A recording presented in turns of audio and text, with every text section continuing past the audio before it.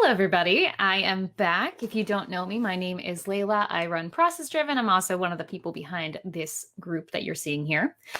Today, I am continuing the ritual of Workflow Wednesdays or just Wednesday lives, talking about how you can map your workflows, get them into technology, start building that business instruction manual. And I'm happy to say I'm here broadcasting into the Process Driven Collective because we have just changed the name of this group thanks to all of your feedback. So today, in terms of what we're going to be talking about, I'm not really sure yet. I was talking with Jen on the team before I jumped on here, and I was like, oh, shoot, I have to prep. Like, what do I want to discuss? And I was kind of tied between these two topics. These were two kind of posts that have stuck out to me in the last few days in the group. One of them is over here. This is James's post about the best way to onboard clients without overwhelming them, specifically referring to ClickUp, because as we know, ClickUp is hard to use, hard to get people to use, especially guests who aren't in it for the long haul. The other post, which this was actually echoed by a few people, Kimberly put in here, Tim had a similar question. There was a few ones about hierarchy in ClickUp. And this is basically about what level do I build at? Do I build this thing I'm trying to organize? Do I build it with folders? Is it in lists? Is it in tasks? And so I wanted to just start today by introducing these two topics and look for your votes. So if you are watching this and you have an opinion of which you'd rather see me cover, you can just type into the chat blue or green. Kimberly, you've inspired me to choose green because of your photo. And just vote for which topic you'd rather have covered. You can just use the comments here, and that'll help me know which way to go with the presentation today. If you're just joining us, trying to decide which topic to cover in today's Workflow Wednesday, where we map out on paper the things we want to then build into software to help us run our business more efficiently. Two topics, both are really great, and they're both going to have a similar approach to them, but I'm looking for your vote in the comments of whether you'd be interested in having the green topic covered or the blue topic covered. Both have had conversations in the Facebook group, so if you haven't already just chimed in directly to them, please do. I'm sure James and Kimberly would appreciate your weigh-in, but I'm going to share my perspective of just how I would approach these problems if you let me know which one you would rather see covered. So while we wait on for that, hopefully the lawnmower sounds outside aren't too bad. Let's dive into some of the basics here. Which should I cover? This is the open question here. Oop, looks like I'm biased. Let's use black. Which of these two topics is more important to you? I'll make a call in a few minutes if I don't hear from you. Okay, we got one for blue. Blue, got it. One for blue. Anyone for green? If not, we're going to go with blue.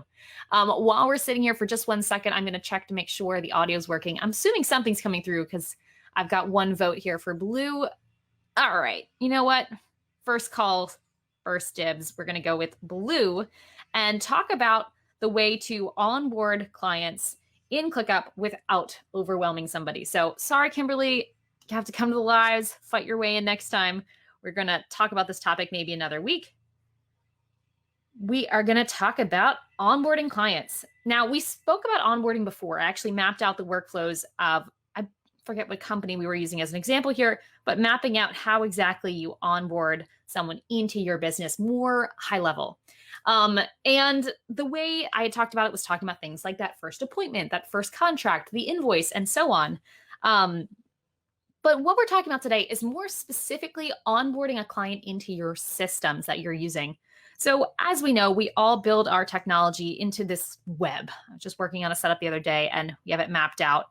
And there are a lot of tools that you use that you kind of combine together, you cobble together to build out the systems for your business. And only some of those are going to be client facing. But the ones that are, you really need to make sure those clients know how to access those tools, to know where they need to go. And as a general rule of thumb, you want to have your clients go in as few places as possible to get what they need to have. If you truly want to have your clients trained, if you will, to do the thing you want them to do, to access the information you need them to access on their own, communicate with you the right way, the fewer things you're pushing them towards, the better. So in this case, in this example that we're using today, James was trying to get clients into ClickUp and getting, and this is something I do in my own business, so we're going to multiple angles here.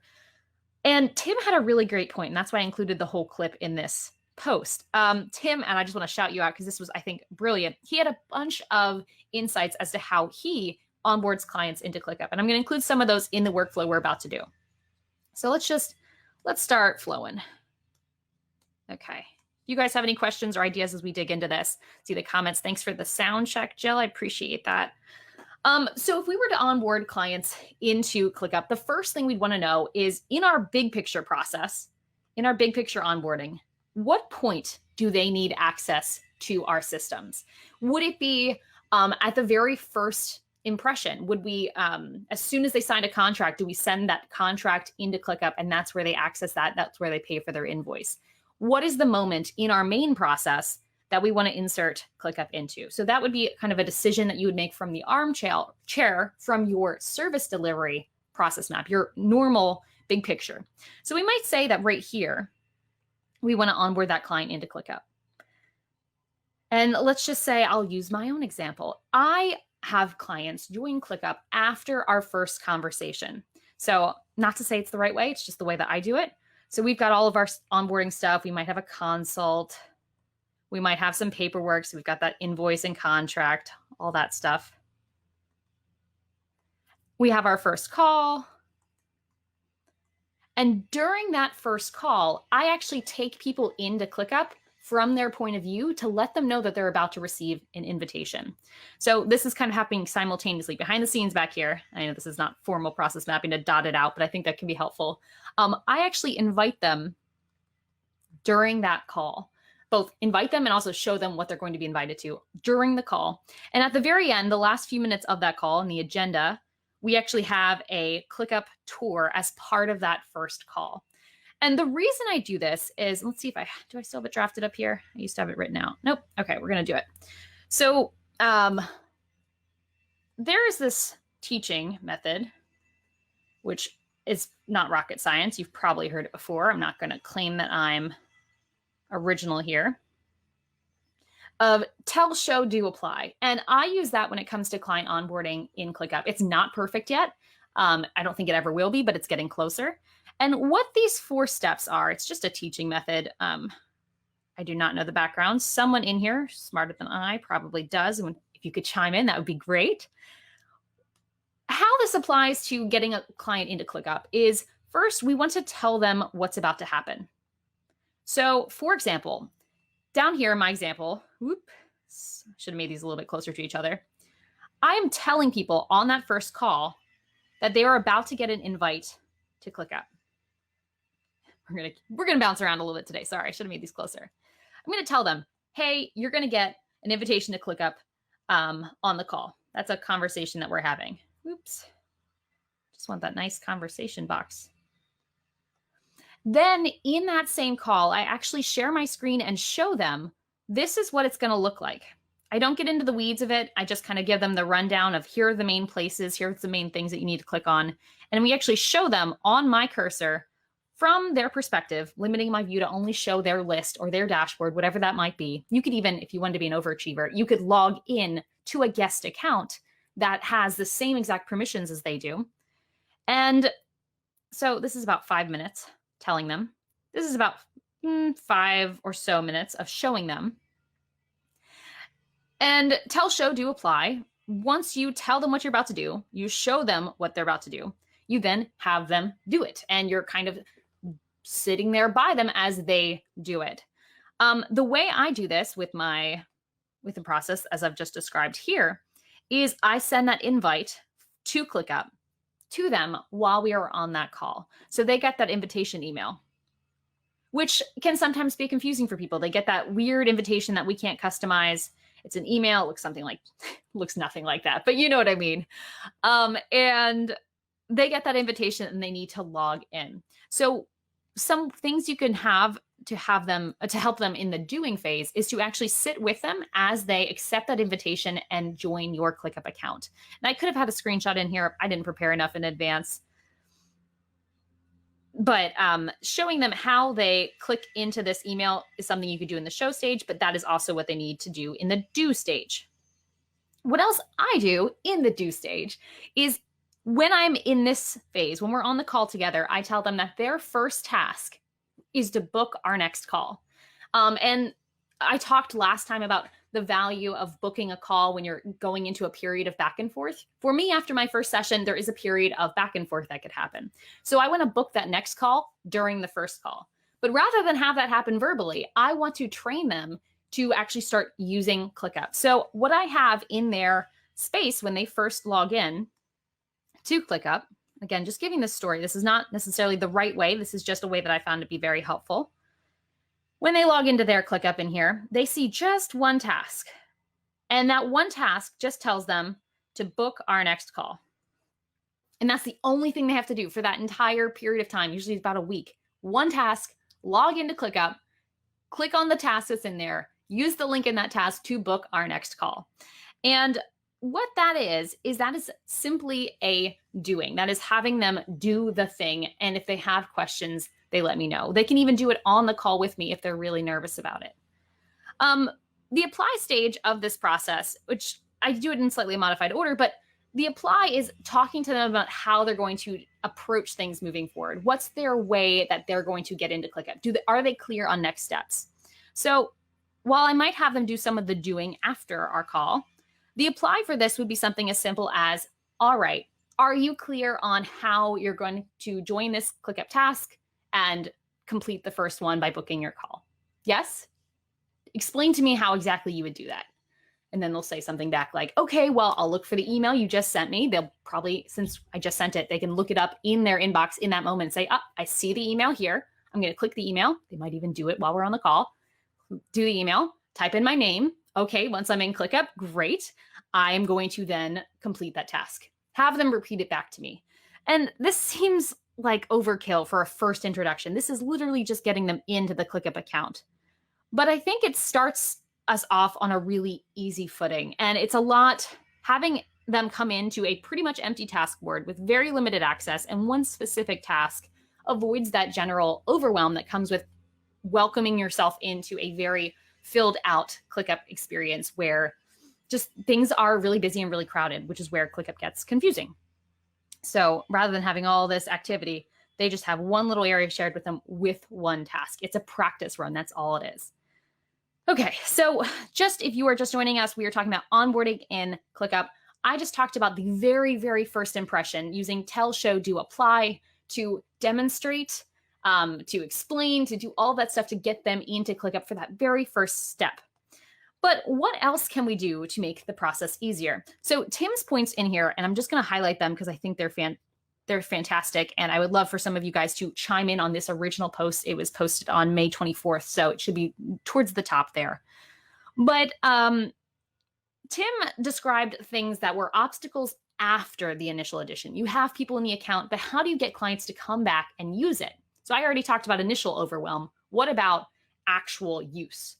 So Tim had some great points about delaying response time.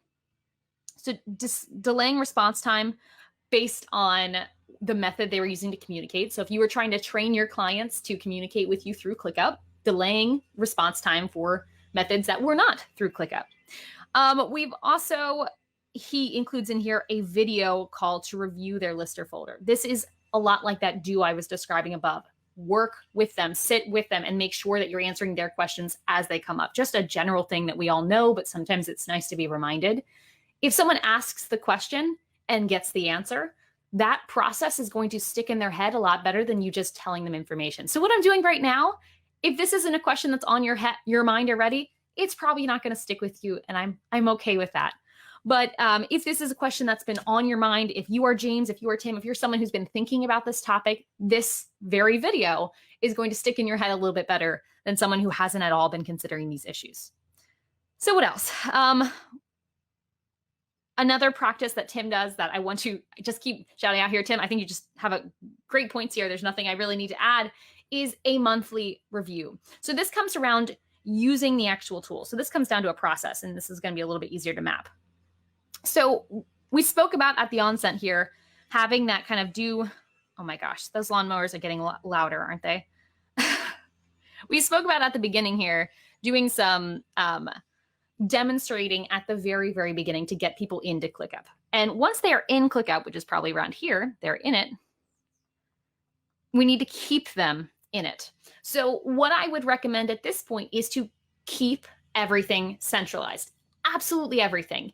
Every time you respond to an email that is not done through ClickUp, you are basically telling people it's okay to not use ClickUp. This is like training, sounds bad to say, it's like training your pets, but very similar. You need to be consistent and set your client up for success. So Tim's example, and I think an example that I would use as well, is having ClickUp be the hub of everything if you're going to use it. And Tim's point was that if you are using ClickUp, a client's using ClickUp less than 3 times a week, they probably shouldn't even be in there. Because it's such a complicated tool, it's really something that they need to really use or something you shouldn't bother using, because the complication, it just isn't worth it if they're not in there regularly and getting those reps in. So the idea of a ClickUp hub is something I've alluded to in a bunch of other videos, YouTube and on here and otherwise. But if you're using ClickUp for your clients, consider using everything. So an example would be docs. Create a docs view that includes the paid contract and invoice. This becomes almost like a document repository or a client portal for the project. You could also use it for all of your tasks and high-level project management. Oh my gosh, I swear they planned this. I hope it's quieter for you guys than it is for me. You can hear lawnmowers. Give me a little lawnmower emoji or something. Let me know. I apologize. Let me see if I can even, hold on 1 second. We're going to see if we can.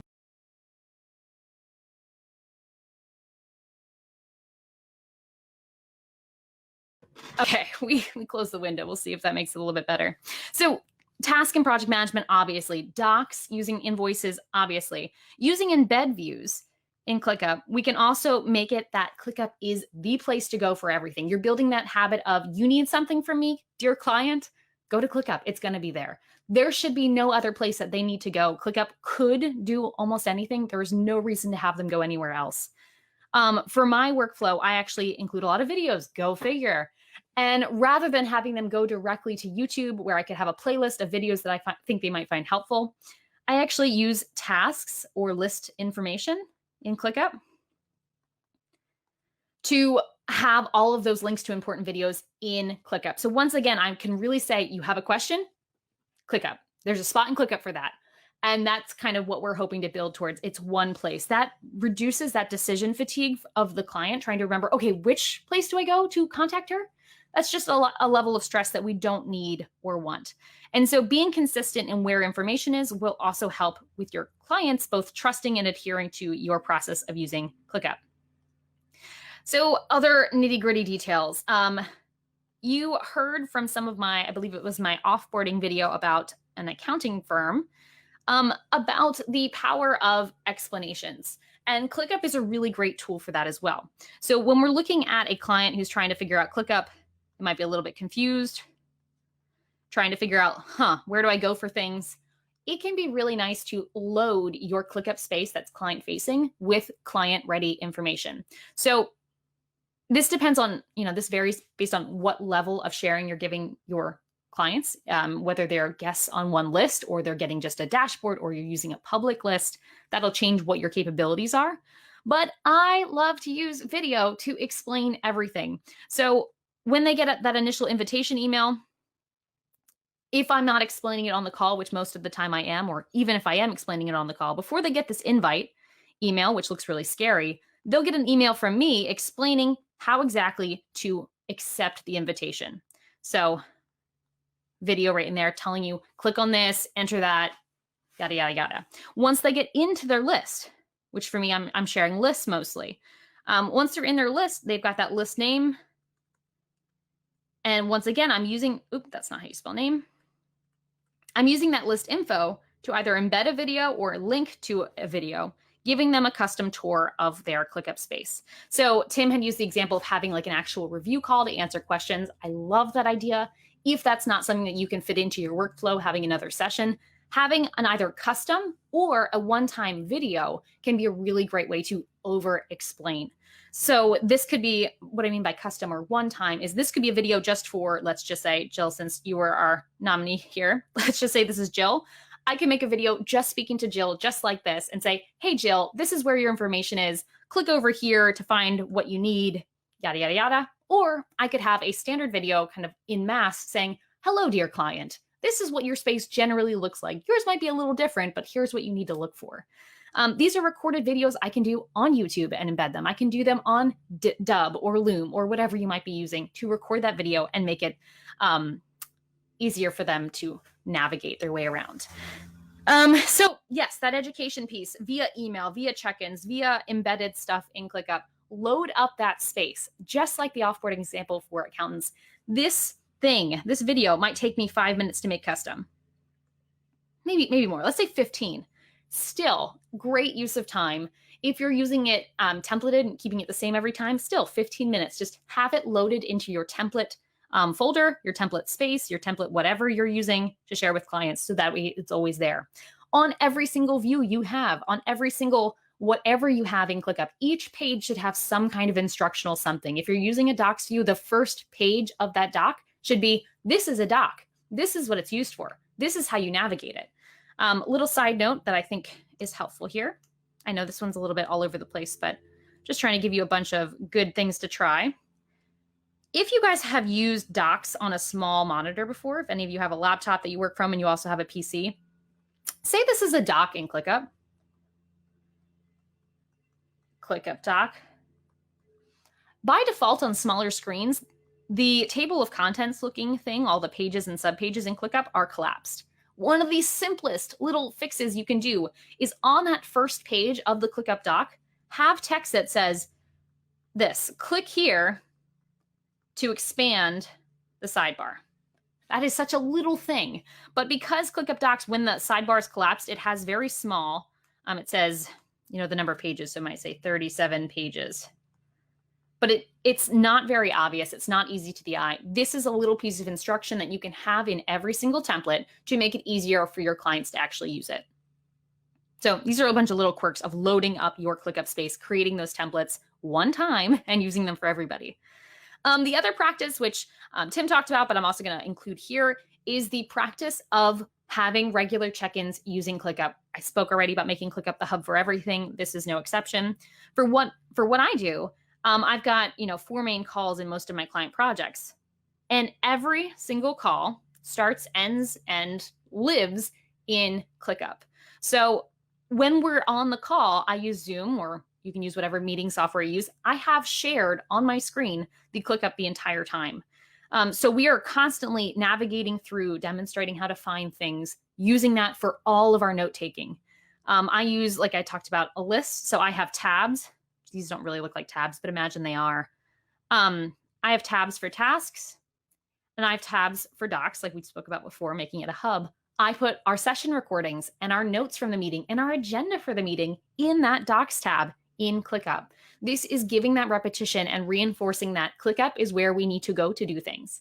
I'll admit my life is also a little bit easier because most of the folks I work with already have used ClickUp in some capacity before we work together, but that's not all of them. And working with folks of all tech literacy, this is definitely, this is just a great question. So some more ideas to throw out at you.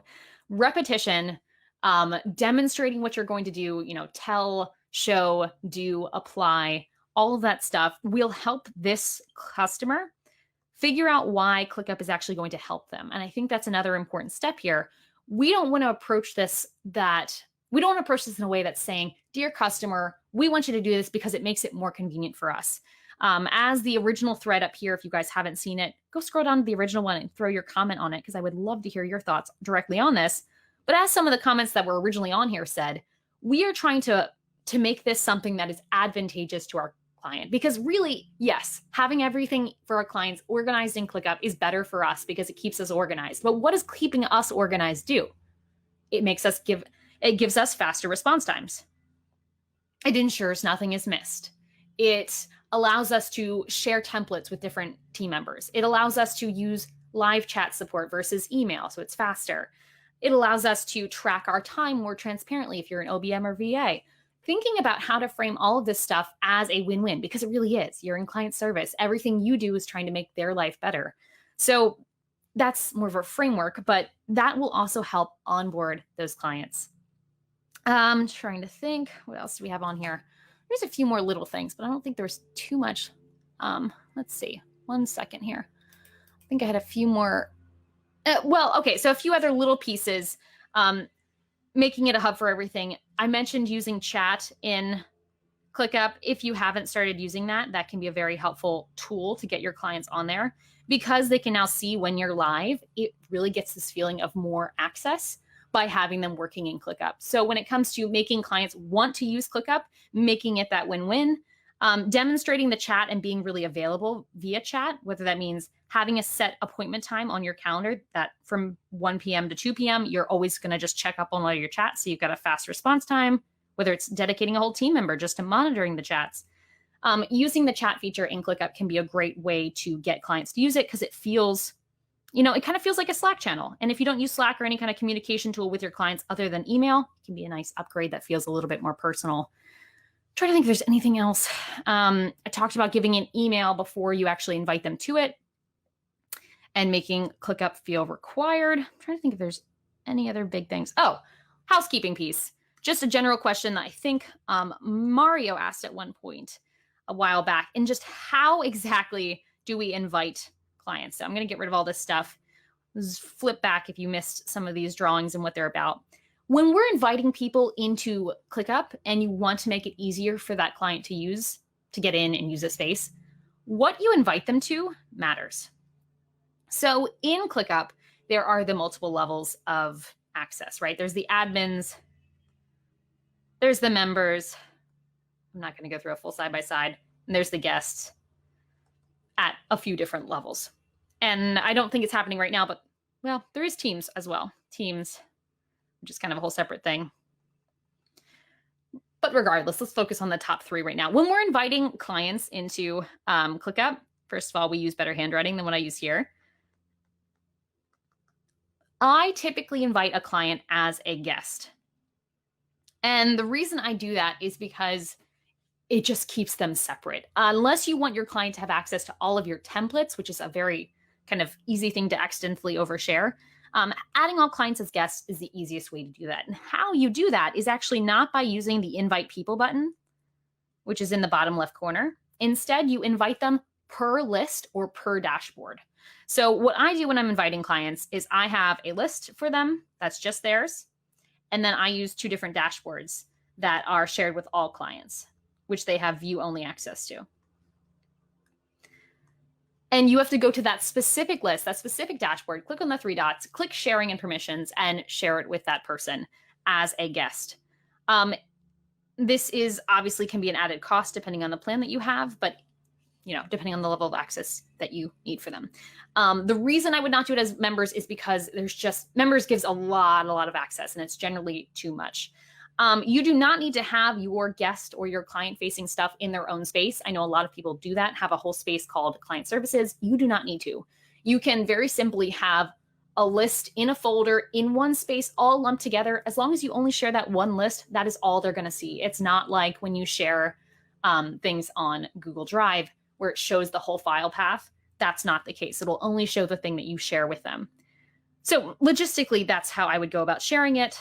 Oh, actually, and one more thing. Sorry, we're going stream of consciousness here. Let's talk about Teams.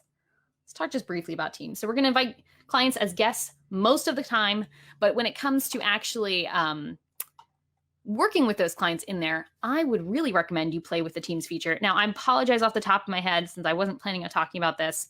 I don't have, I'm not practicing my own advice of tell, show, do, apply, because I don't have all the details on Teams right on my head right now. But Teams are a feature in ClickUp that allow you, I think you can create one for free on most plans. Oh, sorry, I don't know off the top of my head, guys. I'll come back in here with a comment and clarify. But Teams are basically allowing you to create a group handle or a group tag or a group name in ClickUp. And I think it is the bomb when working with clients. So if you're a bigger company in ClickUp, you could create something like @support, and that would only ping, the 3 people on your team that are support. Since many of us are in here as small teams, we probably aren't going to have a bunch of different accounting. We're not going to have a bunch of different teams. But what I would recommend you do, if it's available on the plan that you're already paying for, is create one team called your company name. So for example, I have a team called Process Driven. And when you are training your clients, I recommend training them how to tag because it's important. Train them on how to tag this team. What I would do is then have every member of your actual member, every real person on your team be a part of that team. So when the client tags this, the message goes out to your entire team saying, hey, client needs something. It makes it kind of a grab bag of support. If you're using chat especially, I think that's a really, really helpful use. And Teams is built into a lot of the plans already. I talked about chat down here. Sorry, we're flipping all around today. Oh, I erased it. Sorry. So I use a chat section with my clients. And what I actually do is in that chat tab, that view called chat, I have a message in there ready for them when they first log on that already has an explanation of what chat is and how you can use it. And it tells them like, go ahead, while you're here, go down there and actually post your first comment in here. And in that message, I don't even know what I'm posting. In that instruction, I tell them how to tag at Process Driven, what it does and how to use it. Again, giving them instruction, prompting them to do it, asking if they have any questions, basically. If you're looking for that exact verbiage of what I use when putting that standard support inquiry in there to prompt them to message me, to invite them to ask questions, I have the exact message in this original thread started by James here, where you can actually go. So right below here, my comment, which is not here currently, I actually have the exact quote of the message I put in, which I can only hope there's not typos because now I shared it so broadly, but who cares? It's authentic. So if you go down to this thread, which is from May 24th, you'll see my actual message that I put into that support to prompt clients to use the chat, to use support, because I think it's even handier than inviting a client into Slack. So, all right. So we talked about onboarding. Just to review, we talked about finding where it falls in your normal process and deciding what is the moment that you are ready to bring them into ClickUp, the critical moment. What is, when can you invite them? And when you invite them, can you warn them that you're going to invite them? Can you do with them the things they need to do to create their account? Can you sit with them and prompt them with questions and get them ready to apply that knowledge by creating and working in their own ClickUp account? Can you start with a minimum viable task even? Call it all the things. Making it very easy for them to feel accomplished, that they've done something and that there's a reason for them to be in that tool. Then after they're in the account and they're feeling comfortable, can you use chat and other methods, videos, etc., to remind them as to why they're there, to give them more information when they're ready for it, and whenever they're looking for something, have a resource there to describe exactly what they need to do. Additionally, can you make ClickUp a part of every moment in the client journey? If not, you probably shouldn't be using it. If you have calls, share the ClickUp screen. If you have invoices, link them in ClickUp. If you're using Dubsado, embed the portal into ClickUp. If you're using invoices from elsewhere, link that complete invoice into a Docs tab, etc. Make ClickUp the hub or don't use it at all. Okay, so there's that. And whoop, there we go. We're gonna go in the wrong one. Well, I wanted to go to questions anyway, but that is pretty much it for this one. That's kind of the topic of today, is getting clients into onboarding. I'm sorry this was non-linear. This was just kind of going through ideas that came up as you were talking through that thread. If you have questions about onboarding clients into ClickUp, please leave them below. I would love to hear them and I can get back to the comments. If you have questions about teams or tagging a collective group in ClickUp, definitely let me know. If you have suggestions for what we should talk about next time on this live show, let me know in the comments. I'm gonna jump back over here. Remember that tell, show, do, apply piece when you are trying to, change anyone's behavior, but especially a client who's not familiar with ClickUp. And yeah, I think there's probably more questions like whose account should you be using? The clients are yours and all that stuff. But I just want to go back to, I've been just keeping this on here because I think it's such a helpful way. This is, again, a mapping. We are thinking from the armchair here as to what your client onboarding should look like in ClickUp. But unfortunately, even with the best prep, you will not be able to really get anything done until you start trying. So being afraid of bringing clients into ClickUp is understandable, but do as much planning as you can. Start prepping these little pieces, these little videos, and then try it, because you will not know what your clients hate until you do it. You won't know what your clients love until you do it. What my clients love, your clients might hate. What I love, you might hate. It is all subjective. This is a person thing. That's the nature of services. So think about your brand, think about your values, think about your person and you, and design something that works for all parties.